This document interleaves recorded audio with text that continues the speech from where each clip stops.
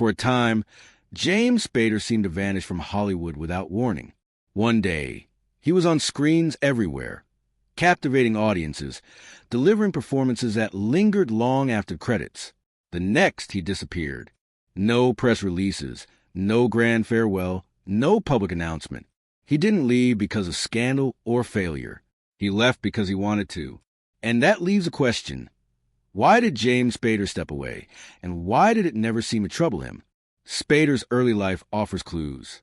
He grew up in faculty housing at Brooks School, where his father taught English and his mother taught art nearby. Later, he attended Phillips Academy in Andover, one of America's most prestigious prep schools. On paper, he had privilege, structure, and education. In reality, the household was modest, kept afloat on teacher salaries. Spader quickly learned that life's opportunities weren't guaranteed, and that resourcefulness was essential. Despite this environment, he was not a model student. Restless, mischievous, and fully aware of it, he often clashed with authority. School felt restrictive. The world outside seemed far more interesting. By the age of 10, he was already hustling, running errands, babysitting, selling products from a makeshift stand, even producing a one-off campus newspaper, complete with drawings and news. It wasn't ambition for recognition. It was curiosity, survival, and an early urge to create something of his own. His parents nurtured independence while modeling integrity. He later credited his father, who ran the dormitory where James lived, as a figure of calm authority and fair judgment. Even students prone to trouble respected him, not out of fear, but out of genuine admiration.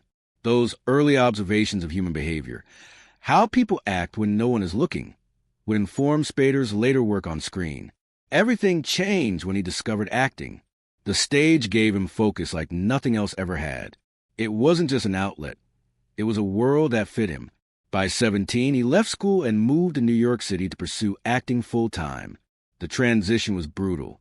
Auditions and rejection dominated his days, while odd jobs kept him afloat. He shoveled horse manure, took random gigs, and even taught yoga without formal training, improvising classes, inventing poses, and sometimes falling asleep mid-session. It was chaotic and imperfect, but it was survival. Hollywood quickly pigeonholed him. His striking looks made him too handsome for the textured, idiosyncratic characters he felt inside. So when he didn't fit the traditional leading man mold, he became the villain, and he thrived. Throughout the 1980s, Spader became the actor audiences loved to hate. Arrogant, manipulative, morally slippery men who felt both familiar and unsettling. In Pretty in Pink, his audition reportedly triggered a physical sense of discomfort in the casting director, proof of his uncanny ability to make audiences feel something visceral. By the late 80s and 90s, Spader moved into leading roles, but never safe or conventional ones. He gravitated toward characters defined by obsession, desire, and psychological complexity. That choice traced back to his upbringing. He grew up in a home that treated nudity, privacy, and sexuality as natural rather than taboo. Bathroom doors stayed open. Clothes were optional. And the strong, confident women in his household shaped his understanding of power, attraction, and human dynamics. From a young age, he observed people closely, learning, watching, absorbing. That habit of observation became the backbone of his acting. For most actors, turning 40 signals a slowdown. For Spader, it was a moment of clarity. He wasn't chasing fame, franchises, or headlines. He prioritized summers with his children, roles that intrigued him, and work that aligned with his sense of curiosity rather than his bank balance. The 2002 film Secretary marked a turning point. As Edward Gray, Spader portrayed a man of control, obsession, and emotional detachment. His co-star Maggie Gyllenhaal described her first table read. He barely acknowledged her, fully inhabiting the character. Their interaction became a ritual, a blend of professional precision and eerie intimacy. This seamless merging of actor and role would define much of his later work. Television soon became a perfect stage for Spader's particular energy. On The Practice, he played Alan Shore, a lawyer both brilliant and morally flexible. The character transitioned to Boston Legal, paired with William Shatner, and the combination was unexpectedly brilliant. Spader's calm, controlled intensity balanced Shatner's bombastic energy, resulting in a show that could mix comedy, drama, and ethical complexity.